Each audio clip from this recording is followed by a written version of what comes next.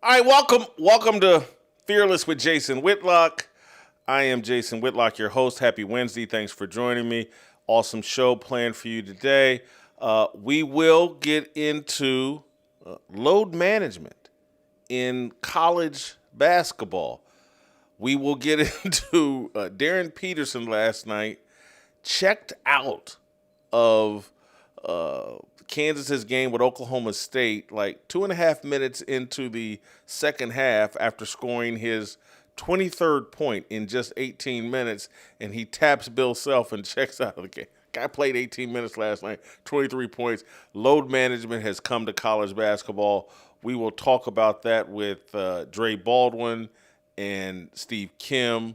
We will talk with Sean King about that as well as just the de-emphasis of competition in sports. There's some other football-related things we'll get into with Sean King later at the end of the show. We'll start the show, though, with a conversation about Pat McAfee and Stephen A. Smith and the competition between the two. That's where we'll start. So before we do any of that, though, I want to tell you guys listening over Apple to hit that 5-star review. If you're watching over Spotify, make sure you give us that 5-star review. It helps us fight the algorithm. It's very, very important. If you really, really want to support what we're doing, go to fearlessmission.com.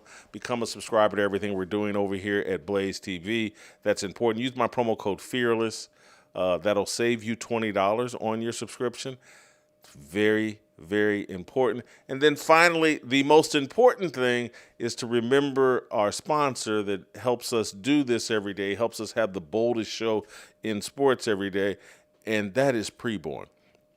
PreBorn is the organization that we have aligned with here at Fearless, because PreBorn supports our view that life begins at conception, and they do that by providing expectant mothers an ultrasound that will introduce that baby's heartbeat, an image of that baby to the mother while the baby's in the womb. Now that mother is twice as likely to choose life, and that's where PreBorn steps in, steps up, supports that woman and child for up to 2 years. It's an amazing journey that we have gone on here as part of the Fearless Army, the Fearless Movement. It's a way we glorify God, thank God, celebrate life by supporting life, and by supporting PreBorn. There's 2 ways to give. Pound 250, say the keyword baby. That's pound 250, keyword baby. Or give the way that I prefer to give at preborn.com/fearless. That's preborn.com/fearless. Thank you so much for joining me today. Let's get into it, and then we'll get to Steve Kim and Dre Baldwin and continue the conversation. I'm going to start with a Bloomberg article about Pat McAfee, and this is fascinating. I'm going to read an excerpt. ESPN's Pat McAfee is the edgiest brand-safe ambassador, edgy-ish brand-safe ambassador. Wow. ESPN's Pat McAfee is the edgy-ish brand-safe ambassador the NFL wants. That headline's important. Ari Emanuel, this is an excerpt from the article, Ari Emanuel is trying to turn Pat McAfee into the next Sylvester Stallone. Though Manuel no longer runs Endeavor, the talent agency he co-founded on a daily basis, he is the executive chairman of WME Group and represents a handful of high-profile clients, including Larry David and Seth MacFarlane. He's added McAfee to the list and has started to book him into film and TV roles. McAfee has a 4-episode arc on the upcoming season of Tulsa King, the Paramount Plus crime show created by Taylor Sheridan and starring Stallone. McAfee has also booked a part in Peter Berg's upcoming movie, The Mosquito Bowl, a sports drama based on a book by Buzz Bissinger, the author of Friday Night Lights. Peter Berg is also an Ari Emanuel client. I believe Stephen A. Smith also, I think through Mark Shapiro, is represented by Ari Emanuel. But this is fascinating that they have this vision of Pat McAfee as Sylvester Stallone. I think that works for the Bloomberg article, but I think the real goal here is that Pat McAfee and Ari Emanuel, they've hatched a plan that he's going to be the next version of The Rock. And they're probably not saying The Rock because The Rock is still in his prime and in his heyday. They probably have some sort of relationship with The Rock, and they don't want to say, like, we're building a competitor to The Rock. But that is what they're doing with Pat McAfee. ESPN has a masculinity crisis, and Pat McAfee fills that void. His association with the WWE, his association with College Game Day, and his loose association with the UFC. He has branded himself as the manliest man at ESPN. And even though that bar has been lowered, even though that's not a high bar to jump over, it's an important one for ESPN because Disney has so feminized ESPN and sports, pushing McAfee into that role as, hey, look, we still do masculinity over here at ESPN. It's not all gay and feminine over here at ESPN. Pat McAfee is our guy.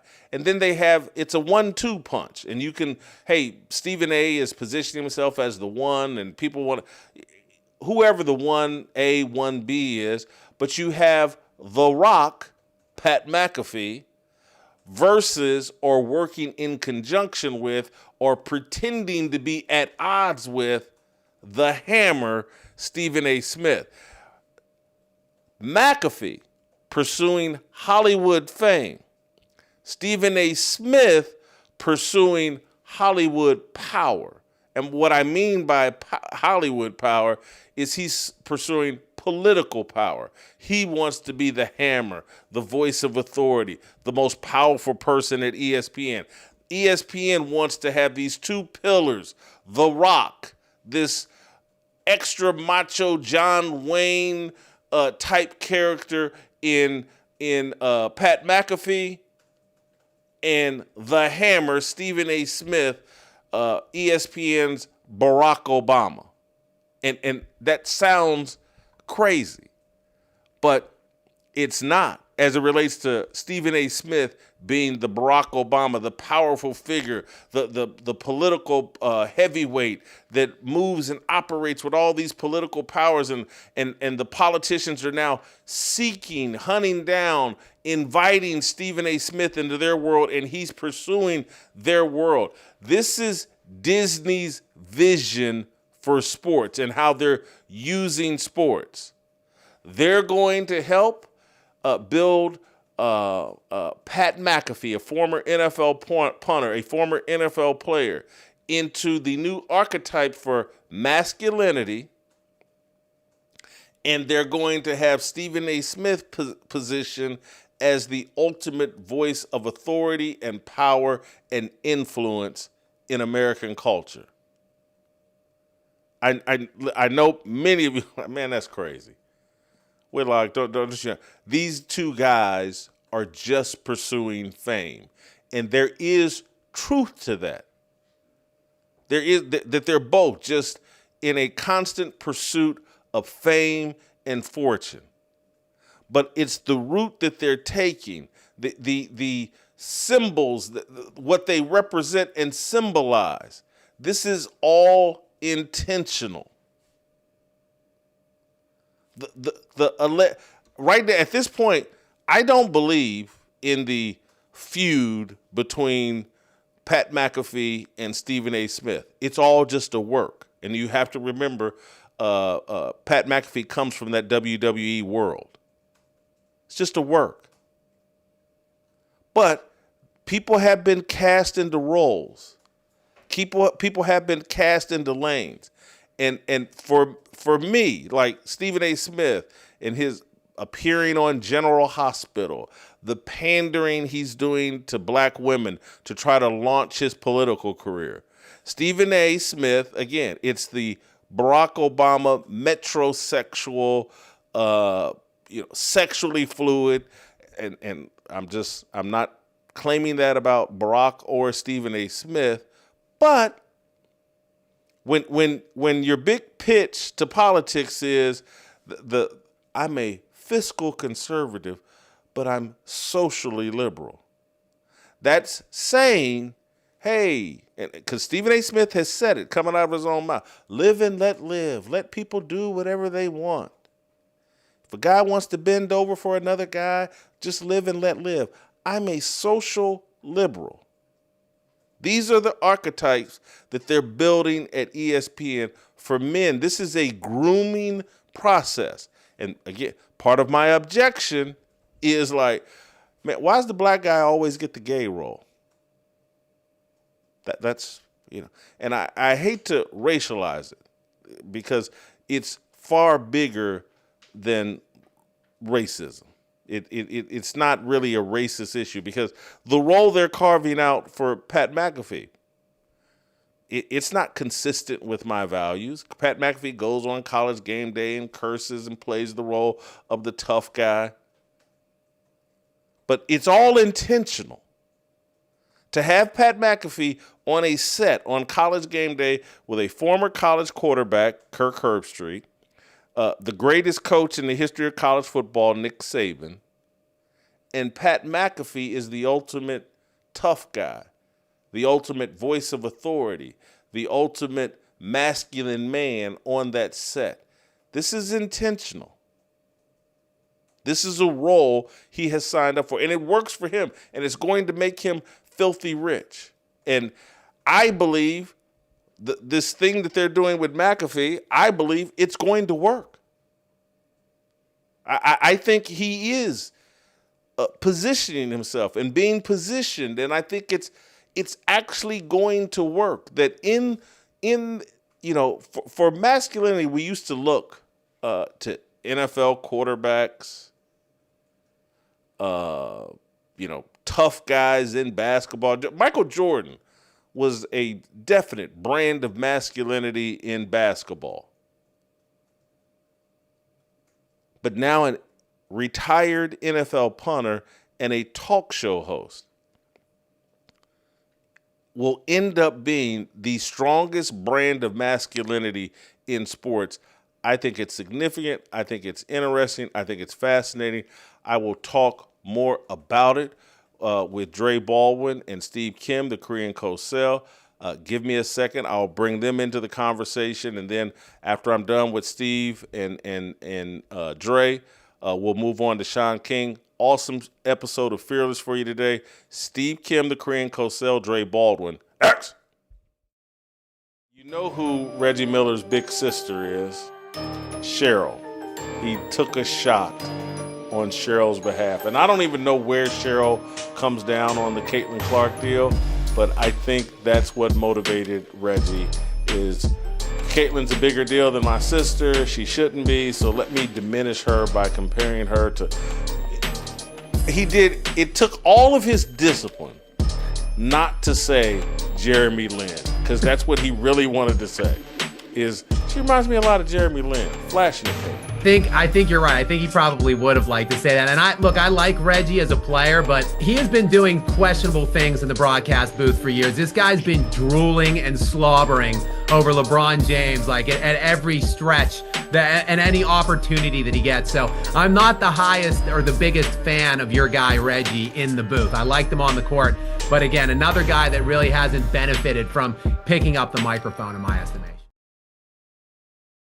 These words are our religion, our regrets and our decisions. We all want to go to heaven with freedom. It's my obligation, no hate, discrimination, raising up your hands for freedom. All right, welcome back. And as promised, Steve Kim, the Korean co-sell, Dre Baldwin, joining me as we continue the conversation about Pat McAfee and Stephen A. Smith and the divergent paths they are taking to fame and fortune. Guys, I've been ranting and raving, or not ranting and raving, but just talking and unpacking this, explaining this myself.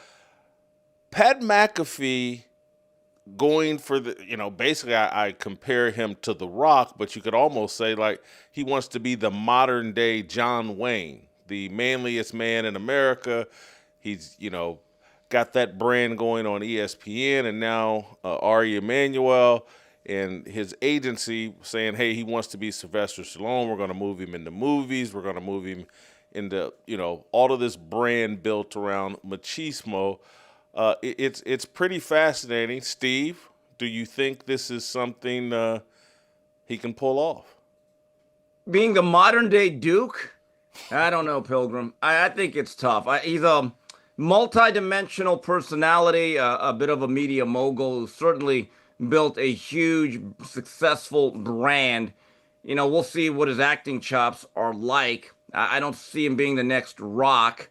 Why not? Hold on. Why is that a Miami bias or what? He played at West Virginia. Why can't he be the Rock? Well, not even the Miami bias. He was a punter. But hey, punters are players too. But I don't know. We'll see if he can act. And I'm not saying that I'm not saying that Dwayne Johnson's the greatest thespian either. I give Pat McAfee a lot of credit for building a successful show, building it out. Now, can he do everything else? I'm not sure about that. That remains to be seen. But keep this in mind with The Rock. I mean, he was a theatrical guy, given the fact he was in the WWE, played a role, built off of it. So McAfee's not in the WWE? Not to the degree that The Rock was, no. Absolutely not. He was he made some appearances, but was he a stalwart or a pillar of that company? No, he wasn't, bottom line. So I don't know. I mean, we'll see what happens. Sometimes my view is this. Before you do everything, you have to be good at one thing. It's the Travis Hunter philosophy. Maybe they believe we've mastered this whole talk show thing and maybe we branch out. But again, that this all remains to be seen. Dre, what's the upside here for Pat McAfee? He seems to be off to a strong start, and I just think the bar has been so lowered in virtually everything, but in movies and acting and all that, that when you look around and like who is the macho character in sports, I guess he's competing with Dana White, and that's about it. Well, what it's really about, Jason, is the vertical integration of attention. So McAfee has the attention like The Rock had attention from the WWE, but similar to what Steve said is he's fighting an uphill battle. The Rock was The Rock in wrestling, and he was a former football player. Pat McAfee was a punter, and punters get looked at differently because of the position that they play. That's just a thing. Now, McAfee is doing his thing in terms of the sports talk. Now he's trying to build on that intellectual property into other areas. And if he can make it work, he has to prove he can make it work in other areas besides the one that he's in. So he is doing his thing in the sports talk. Will he be accepted in another area? If yes, then he can build on that, then build on that. But if you try to do too many things at the same time, again, try to be something to everybody, you become nothing to nobody. So that's the challenge. Is he going to plateau and just do his ESPN thing? And there's a lot of money in that. There's a career in that. But if he wants to do other things, he risks washing out what he has at ESPN and floundering in the other things. So he has to make sure he's building on something stable. I think that ESPN is supporting McAfee in these extra endeavors because ESPN has such a masculinity crisis that they need a cartoon-like masculine character. I think he has the full backing and endorsement of ESPN. Same way I kind of feel about Stephen A. Smith and the political deal.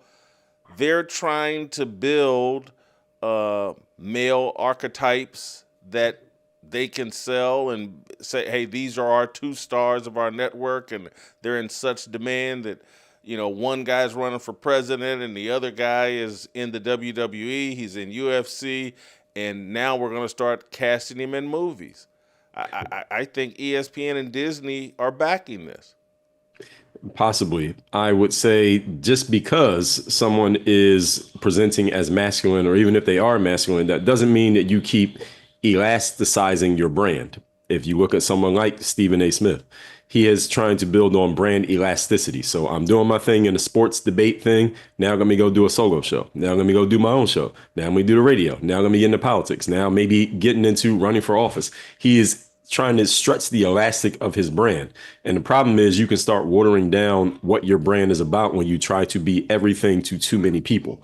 You look at someone like, you mentioned Dana White. They do what they do. Look at Joe Rogan. He does what he does. He's not trying to expand and do 20 other things. Sometimes the best thing to do is to build coherence and a strong signal in one space or a few finite spaces than just expanding just because you have the opportunity to do so when you're chasing something other than let me get this strong signal. If it's money, if it's attention, if it's fame. And that's what a lot of people seem to be driven by these days.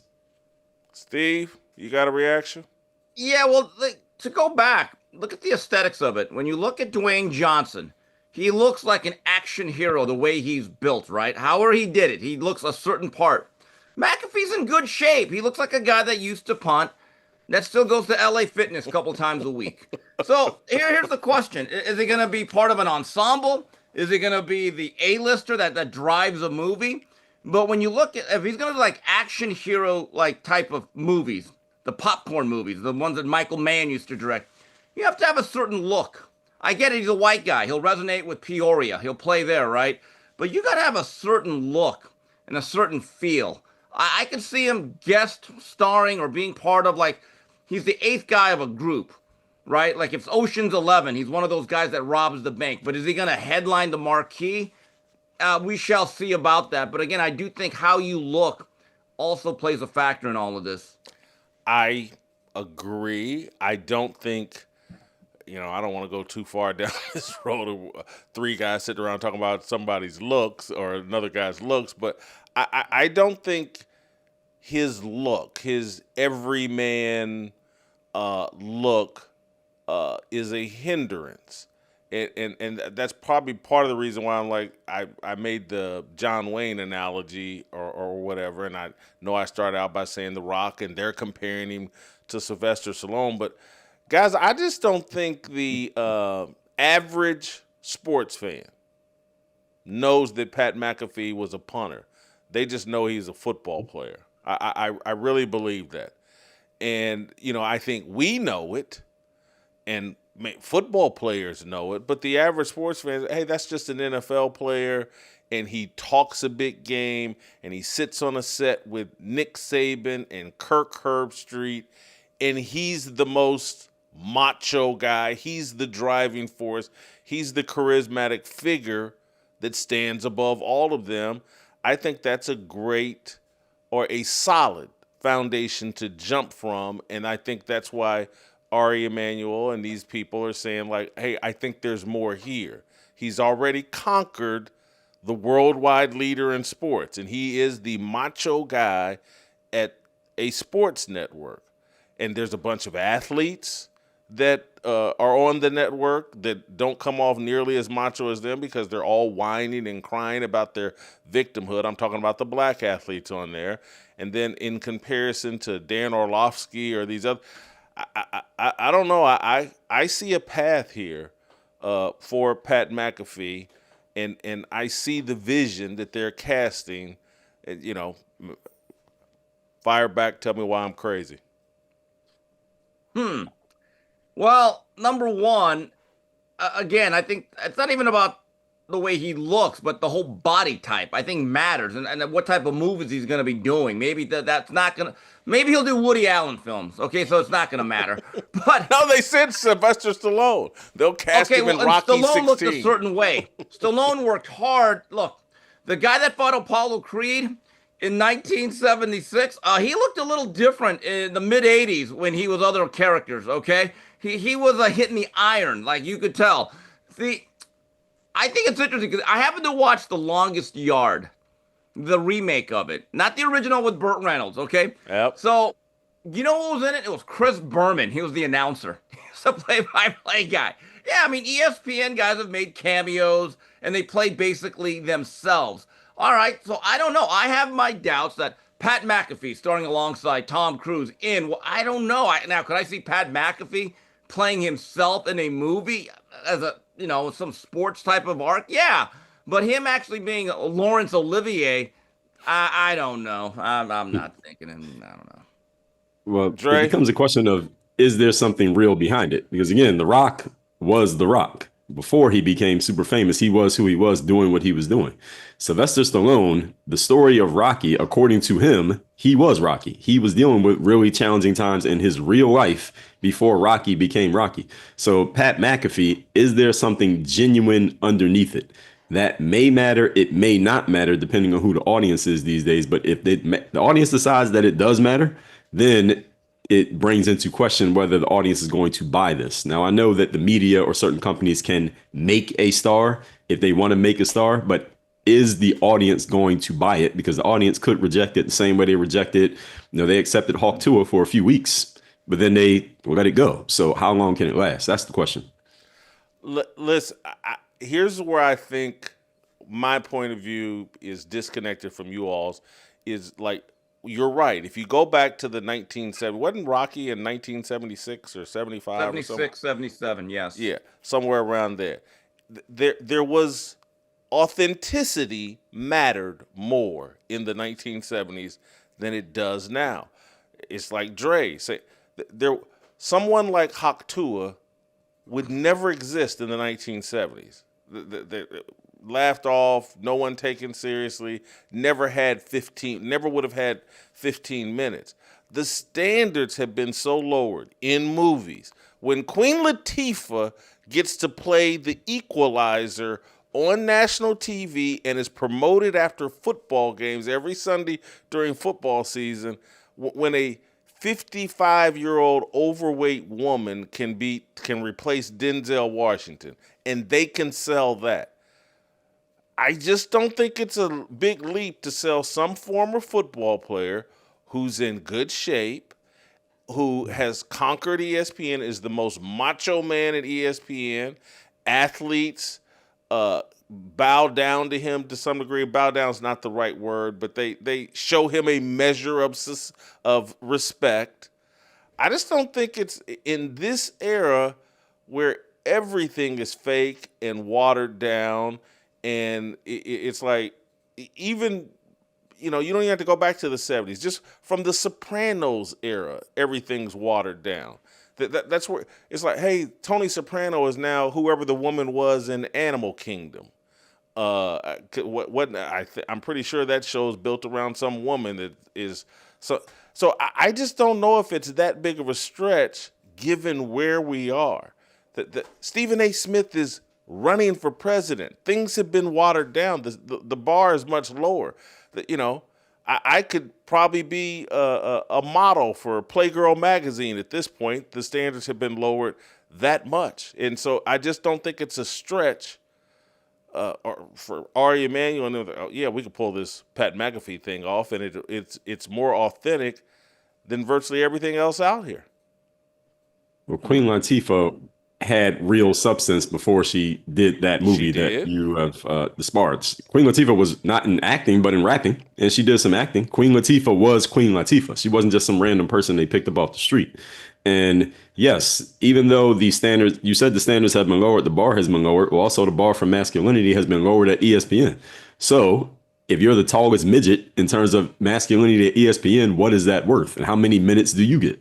So yes, it may be 15 minutes for Hawk Tuah. It might be 15 minutes for Pat McAfee. If he continues to expand and he wants to expand his brand, he may get a lot of money. He may pick up a lot of fans, but does he maintain the strength of the signal that he has right now? That's the risk that he's running. He can get a lot of money. They can use him up, throw him out, get the next hot guy that comes around. That's what the industry can do to him. But what is it going to do for Pat McAfee, the man, the brand, the business, if he decides to reach for this and he comes up short in the long term? That's the real question. Steve, your reaction makes me want to ask this question. Who has a better chance at reaching their goals? Is there a better chance of Pat McAfee being The Rock or Stephen A. Smith being the president? Oh, I hope it's the latter for the future of our country. I mean, I know what you're hoping for, but who has the better chance? I would say McAfee.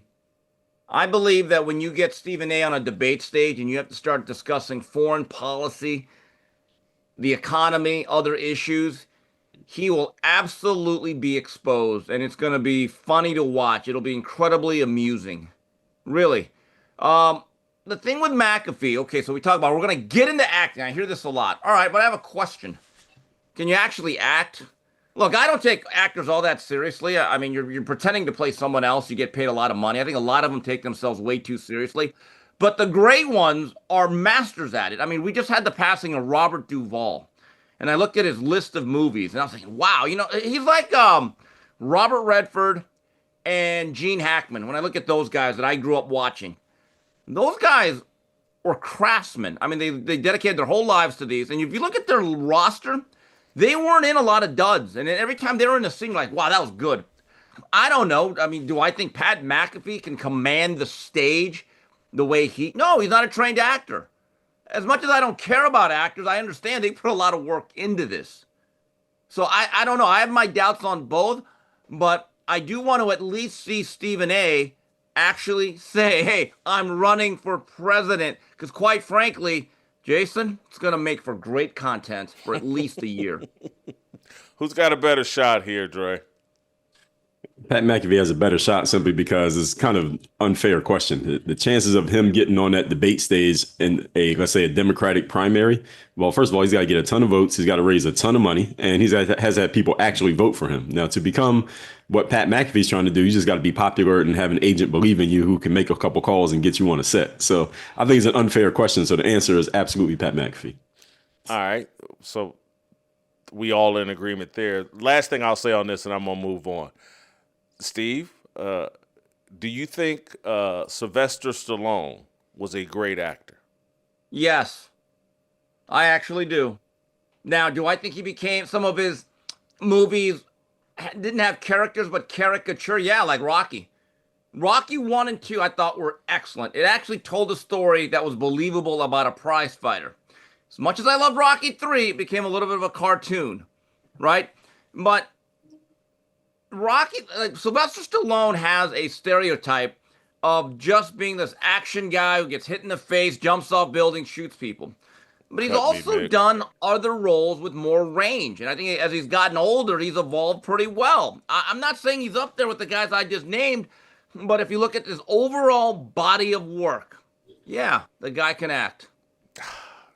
I told myself I got to stop. I could sit here and go back and forth. Hey, the other thing I wanted to talk with you guys about, Darryn Peterson has brought load management to college basketball and college sports. Last night, 23 points in 18 minutes, I believe. Yeah, 23 points in 18 minutes. I think we got the video of it. Yeah, he nails this three-pointer, 3 minutes into the second, 2.5 minutes into the second half. Am I right? I think there's 17-4. And he tells Bill, hey, get me out of here. I mean, holy cow. This guy is a tremendous player. People are comparing him to Kobe Bryant, and which means the next stop is comparing him to Michael Jordan. He's playing at a historic program. I don't know if they were at that game last night. I don't think was at Allen Fieldhouse. But this guy is supposed to be the next big thing, and he's load managing in college basketball, which also makes me sympathetic towards Mick Cronin. Mick Cronin is being eviscerated all over social media. He's bullying. What do you mean he booted his own player out? He's a bully. He's this, he's that. This is the UCLA head coach. And I look at Mick Cronin and I go, are you not looking at Darryn Peterson? Are you not looking at what these coaches are dealing with? Of course they're melting down. Load management has hit college basketball. It's another indictment of the de-emphasis of competition in sports. Steve, your reaction to what Darryn Peterson's bringing to college basketball? Well, I think that's a real negative way you shaded that. Maybe he's just preparing for the NBA, Whitlock. You ever think of that? But where have you gone, Danny Manning?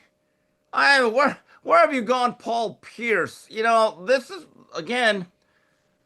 I'm scrolling through Twitter, and all these people now that voted for Mamandi are suddenly really complaining about his policies that they voted for. Oh, Mondani. Mondani. You're talking about the New York mayor. Mondani, yeah, whatever. Yeah. Lucky. I thought L.A. had a bad mayor. Sorry about New York. Yeah, you do. But Everyone knew the philosophy. Everyone knew what might happen. Everyone knew what they were getting into.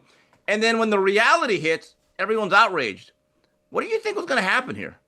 What did you think was going to happen when you gave all of the players the control and you empowered them?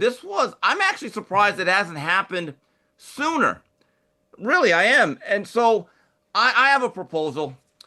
Let's just go back to money under the table. It was more honest, it was more honorable, and it actually gave players incentive to play more consistently. We had it good. We didn't even know it. Dre, what do you make of Darryn Peterson? Well, this is a reflection of the culture. It's like you said, Jason, the culture says that if you already have the bag secured, then you don't need to put it at risk. College basketball used to be where you proved your draft position. Now it's where you preserve your draft position. Peterson is already slated as going to be a top 3 pick, maybe the number 1 pick in the draft. Number 1 pick seems to be the consensus. Yeah. All right, number 1 consensus. So what does he have to prove? What does he have to gain by playing another college game, whether it's a good game, bad game? He has nothing to prove. He can only lose if he's only thinking about the money and his brand and the business of Darryn Peterson moving forward. He has nothing to risk here except maybe the goodwill of his coaches, his teammates, and maybe some fans at Kansas. But other than that, if he's thinking about his professional career, then, I mean, that's what college is for, right? He's already secured a professional status. What's the point of risking it any further in his mind? Now, that's not what I would want as a fan, but this is where we are. Jason, let's go all the way back to the days of Carmelo Anthony and Kevin Durant, 2 of the best one-and-dones of this century, right? And I know a lot of people don't like one and done. There's nothing you can do to stop it, really, right? But I do remember in 2003, that was Melo leading Cuse to their lone national title under Boeheim. And then at the University of Texas, Kevin Durant was spectacular. I mean, he would routinely put up 35, 40 points on top 20 teams. But I think people understood, like, hey, these guys are so good, they're going to be here for 1 year. But they played. I mean, they absolutely played. They never put a shot clock on their own playing time. And then I wonder what Bill Self is thinking right now. You're allowing the tail to wag the dog. I mean, just think about that. At what point does the coach say, look, kid, you're either all in or all out. I control the minutes. You don't. If you want to sit yourself out, you know what? Sit out. But this is the problem, and I've brought this up numerous times. I guess some of this is NIL related because that's where a lot of guys go for the money. The NIL was never intended, in theory, to be just pay for play. NIL was name, image, and likeness. It was about a player who was so good, so popular, that they built a brand that they can get endorsement deals and commercials, whether it's local or national. Caitlin Clark did it, the gymnast from LSU, Livy Dunn. But now when you just give money up front with no expectation of performance or just showing up or building popularity, well, you put all of the control into someone that in theory doesn't even really have to play at that point. I want to play a clip. Hold for 1 second, Dre. I want to play the clip from Bill Self reacting to last night's game and Darryn Peterson. Let's play the clip. Well, we've had it more than a couple of times, and I didn't anticipate that tonight at all. I thought he was good to go, but obviously we only got 18 minutes out of him, and that's disappointing because he could have had a really big night. But one thing about it is it's happened often enough that our guys have learned to play without him, even though that's not the way we want to play. But that's certainly something that we're not unaccustomed to, right now.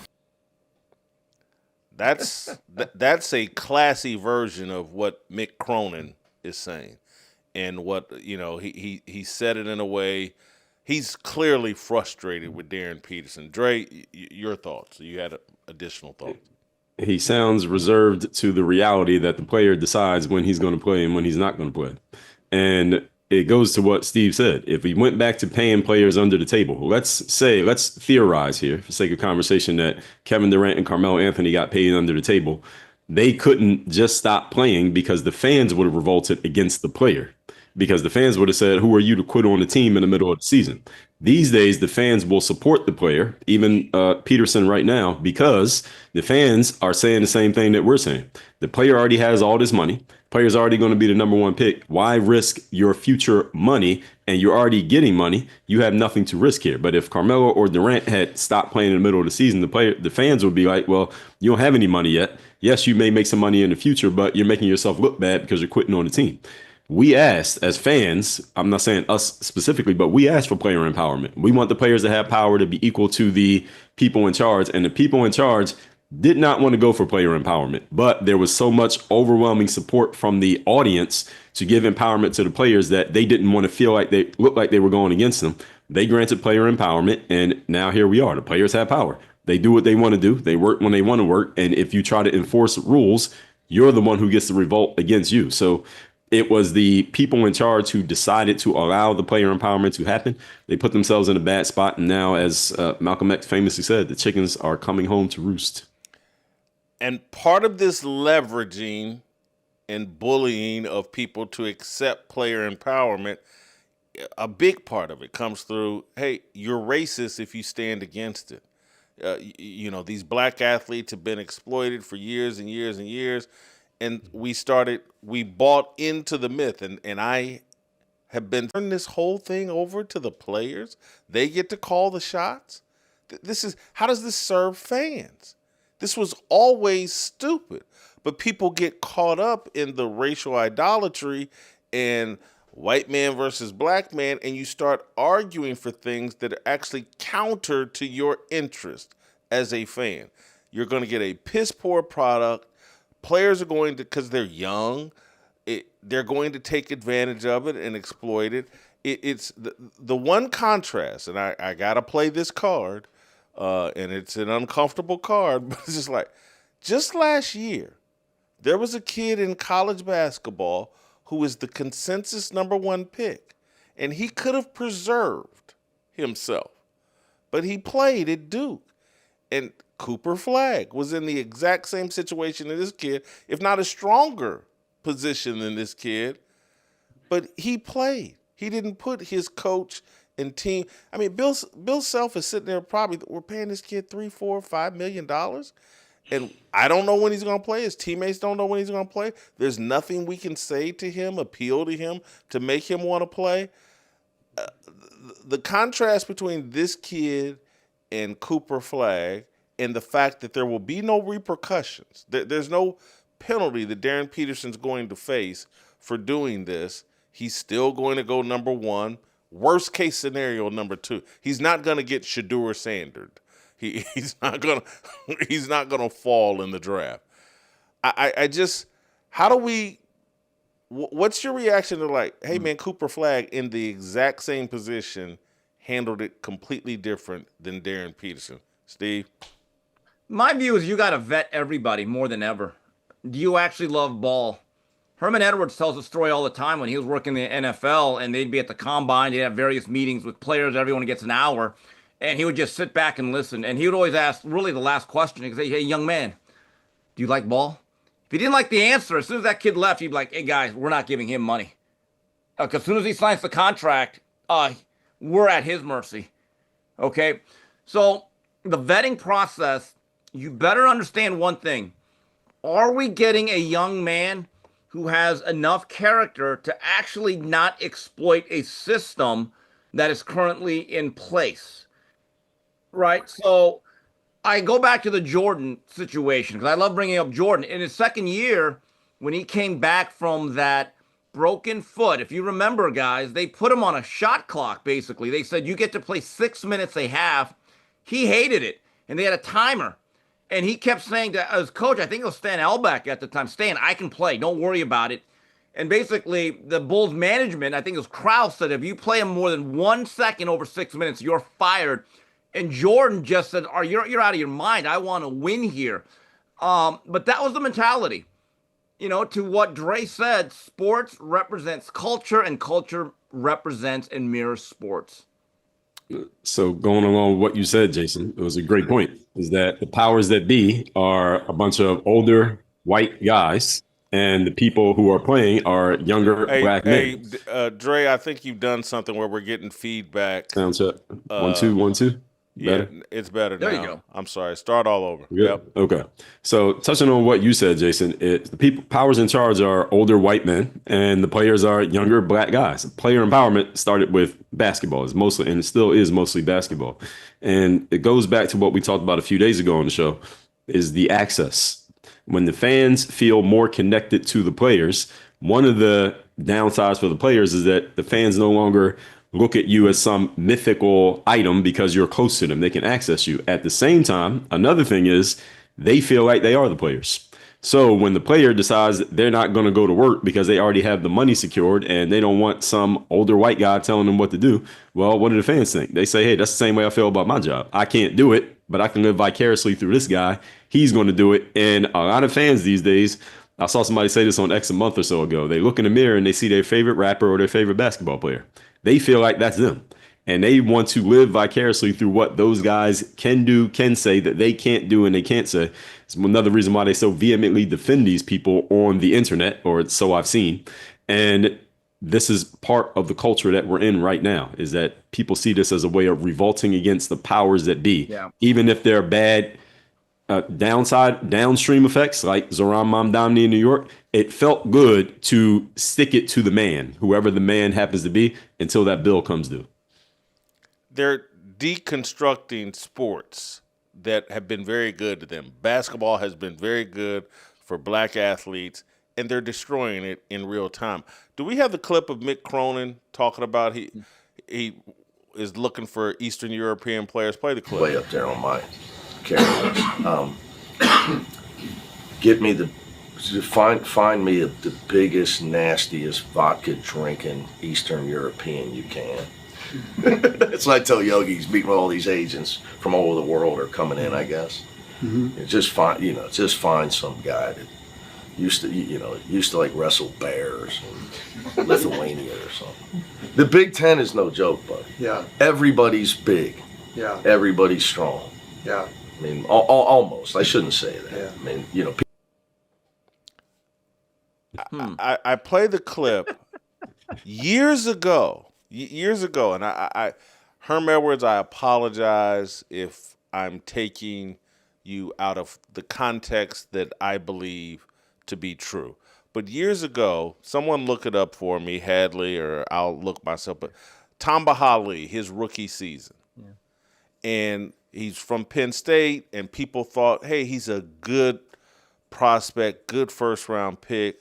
But Herm Edwards was adamant, like, nah, man, this guy, what I know I know the effort I'm going to get from him because of where he came from.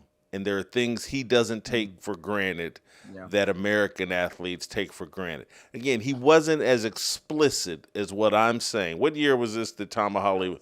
2006. So in football, now, Herm wasn't as explicit as I just unpacked it, but that was the clear inference. It's like, hey, man, you can draft these American guys high in the draft, and that they can have all the talent, but you just don't know the effort you're going to get. And someone help me out. Where's Tamba Hali from? What country? Penn State. No, I know he's from Penn State, but he's some sort of African. Or some. And so it's no different than what Mick Cronin is saying here. It's no different than what we're seeing. He's from Liberia. It's no different than what we're seeing in the NBA with Nikola Jokic and Luka Doncic to a lesser degree. But this preference for non-American, and let's just be crystal clear here. Let's cut to the black American players from a mentality perspective are seen as inferior from black players from Africa or foreign countries, from Haiti, wherever. The brand of black American players is bad because people don't like their attitude and they think they're capable of giving an inferior effort like Darryn Peterson. Steve? Well, going back also, Cooper Flagg, am I right to assume he has both parents? Yeah, nuclear. Well, like that's another factor. Also, as it relates to football, you know one thing you don't hear at all, the whispers or the innuendos? Samoan players, they all play hard. There's really never an issue with them. Did you say Somali or Samoan? No, Samoans, the Pacific Islanders. Gotcha. Those guys all seem to love ball. They love the combat. Like, it's just ingrained in them. And I'm not saying everyone's a picture-perfect student athlete or citizen, but they seem to really love ball. Maybe you can talk to Braden Fajoko about it, but culturally, there's a certain standard that, hey, we're not going to embarrass the family name here. We're not doing any of the riffraff. Real quickly here, I have a question going back to this young man at Kansas. I could actually see his point if he was not getting paid, right? Like, hey, why should he play for free? Now that he's getting 7 figures, you would figure he should say, I want to play 40 minutes. But again, to what Dre said, getting over on the man and just disrupting the system, it's almost like a point of pride for certain people in today's American culture. Dre, you played basketball overseas for more than a decade, I believe. What do you think of my suggestion that, like, the brand of Black American players is poor as it relates to attitude and effort? Blacks from other countries, other cultures are actually preferred. It's not a skin color thing, it's a culture thing. Well, number one thing is the money overseas is not like the money in the NBA, and we didn't have NIL when I was in college. So to go along with what Steve said, if Peterson was playing for free, he would get backlash from some people who would say, hey, you haven't proven anything or made any money yet. Who are you to walk away? But what's happening now is because everybody knows how much money he's making, or they can guesstimate, they are supporting it. I mean, the fans, and saying, well, hey, he already has his money. Why do extra work when you don't have to do extra work? This is the way a lot of employed people think. Why do extra work when I don't have to do extra work? I'm going to do the bare minimum to make my money, and then I'm going to check out and go home. And people and athletes have accepted this mindset. When it comes to the looking outside the United States, Jason, not for nothing, this is happening in the dating market as well. You heard of passport bros. I think you talked about that months ago on your show. And people are looking for, it's not the race necessarily, the ethnicity, is the mindset, is the culture.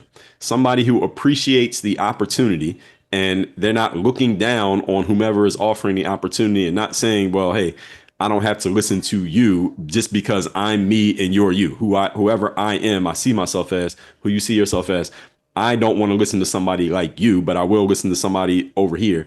And it logically doesn't make any sense. But a lot of people are buying into this, especially in the Black American culture, because in the Black American culture, especially over the last 10 years, it has become more popular to make a show of going against the man. Usually that means the white man. And if you make a show of going against the white man, you're going to get a big round of applause from a bunch of other people who want to do it, but may not quite want to put things on the line the same way that you're putting things on the line. And there are countless examples of people doing this, especially over the last decade. Steve, if you got a final thought, you can fire it, or I can squeeze in one more topic. What I would say is, I'm Bill Self. You want to show some real guts? Just bench this kid for the tournament. Say, look, I gotta short my. I wonder if that would be applauded though. No, for him sticking up. Or you think he'd be ripped? No, you just extended the conversation. You've moved me to another point. And so I'm not done here, because what is going to happen, I think this is my speculation, when the tournament comes around and there's heightened attention and real television ratings, I think you're going to see Darryn Peterson for those 6 games potentially. I think it's 6 games. Yeah, those 6 games, he's going to go all in. And that I would advise people, if you like to wager, that Kansas's odds for winning the national title, because I think they're 20-6, I believe, right now. I think they're ranked 8th in the country. They're not a long shot, but I expect them to be an even better team, far better team in the NCAA tournament, because I think they're finally going to get an A effort from Darryn Peterson in the tournament. Okay. We'll see. Dre, anybody, you think I'm right about that he's going to turn it up in the tournament? Well, he'll just show up in the tournament. I don't think he has to turn it up. He's already proven to be pretty good. If he shows up and he's all in with the team, then yes, I think that makes the team better. At the same time, I agree with Steve. There needs to be a coach out there with some balls who takes one of these high NIL players who's already going to be a high draft pick and lays down the law and says, listen, Either you're with us or you're not with us. And if you're not with us, get out of here. Get out of the locker room and get off the team. Turn in your jersey. That will, of course, he'll get a ton of backlash for it. And the ESPN guys will get a whole day's worth of content bashing him, especially if he's a white guy and he's benching a black guy. But at the same time, is going to get a ton of respect from there are families out there and kids out there who have parents. They come from 2-parent homes and their dads and moms are going to say, that's the guy you need to be playing for. That guy right there, because you're going to respect the process. You're going to respect the fact that you show up every day and do your job, regardless of how much money you make, because it's not about the money. It's about respect for your position. And you're going to college to learn how to be a man, not going to college just to do what you want to do. You have to learn how to be an adult. And as an adult, you can't come to work when you feel like it. And if one coach steps up and does that, a bunch of players are going to get pointed in that direction. Not every player, but a bunch of players will be pointed in that direction by their parents and maybe even by their own characters if they've been raised the proper way. If Mick Cronin is watching this right now, he's giggling and laughing and saying, what do you mean it's going to be celebrated? I just benched a guy for one game or kicked a guy out of a game, and I'm getting destroyed on ESPN, on social media. I'm the worst person in the planet because I stood up to one of my players. And again, I'm old enough, Steve's old enough to remember, Bobby Knight would do what Mick Cronin was doing every day of the week, or, not that he was kicking guys out, but would do much worse. And everybody thought, the general, great leader, one of the greatest coaches. And now Mick Cronin is one of the worst human beings on the planet. I hear you. Bill Self can stay. And the other layer to this, let's don't forget, there is some booster or two who is financing Darryn Peterson. And it's like, oh man, Darryn Peterson's got $1 million of my dollars, and you just sat him down and we're not playing him, but you just drained my $500,000 contribution to the Darryn Peterson fund. There would be major repercussions. Yes, here's the thing. Yes, there's going to be blowback in the short term. If Mick Cronin or Bill Self or Coach XYZ can stand on it for months, for weeks, for an entire offseason of recruiting period or an entire season and stand on it, eventually people will come around and they say, okay, this guy's thorough. He's going to stand on this. He really believes this. That's when it starts working. But if it was easy to do and there would be no backlash, well, everybody would be doing it. A lot of people don't want to do it because they don't want to deal with the firestorm that comes immediately. And maybe even he may have to leave that job and go to a different job to be able to do what he wants to do. But there are people out there, Jason. How many Division I colleges do we have? There are ADs out there and athletic departments out there that want a coach to do what we're talking about here. They just need somebody who is strong enough to stand on it. That's what they're looking for. Gentlemen, I want to squeeze in one more topic. I'm going to let you all make the call, blurt it out. Would you rather give a comment on Kevin Durant avoiding the burner account questions or Cam Newton saying that he basically said that he lowers the value of women by impregnating them? Which one do you have a better take on? Steve, you make the call. Cam Newton, it's interesting when you lower the value of women. That's something that Kevin Let's Samuels play the said. clip then. Hold on. Let's play. Do we have the clip of Cam Newton? Let's play the clip. Answer is women's value get lower the more children that they have. Break that down. Because, and I was having this conversation, with one of the mother of my children, and she's still fine. Mm-hmm. You feel what I'm saying? Mm-hmm. But like I was telling her, I was like, yo, the guy that you're dating or will date, if he ain't willing to love on these 5 children that you have, that ain't the guy for you. Because when I came into your life, I was willing to accept you and whatever you had. And there's guys that's out there that's just going to say, them ain't my kids, I want you. Well, that ain't how it worked. But that's not to say that she can't find nobody. Right. I'm pretty sure she has somebody. Cam is sitting back like he's one of the greatest intellectual minds. Iceberg Cam. And, anyway, your reaction to All right. Cam. It's obvious Cam watched a lot of Kevin Samuels videos. His theory was every time a woman has a child bears one, that their sexual marketplace value goes down. But look at the reality here. Now, Cam wants to get all the way real.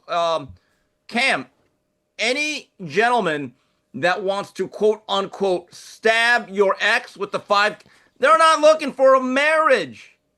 They just want to stab. That's it. There's really not a lot of men that say, man, what do you like about her? I just like those 4 little cubs she brings. I just love all that care. No! If she's still fine, and Cam, I'll take your word for it. I think you have good taste. You're looking to rent and lease, not to own, for lack of a better term. Dre, final thought, and we'll get out of here. In the context in which he said it, Cam's not wrong. In the sexual marketplace, if a woman is looking for a mate, a long-term relationship, the more kids you have, assuming they're with another man, that lowers your value. You have fewer options. So he's not wrong with what he said there.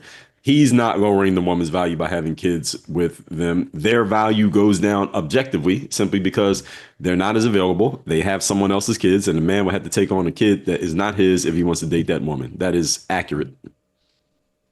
Thank you, gentlemen. Great job as always. We'll see you next time. Don't you guys go anywhere. Sean King. X. There are black people that they actually, if you ask them, they'd say no. But the reality is they actually believe Wakanda is a real thing. And what I mean by that is they mean that, man, if white people hadn't come over and bought me from the black people that put me into slavery, Wakanda would exist. We would have, instead of, hey, we'd be living in huts with no air conditioning, they believe, man, if the white man hadn't brought me to the West, we'd have Wakanda. And it's like this blending of fantasy and reality, and all this hatred towards America, and all this rabid, like, oh, the white man's done me wrong, the white man's done me wrong. It's destroying us.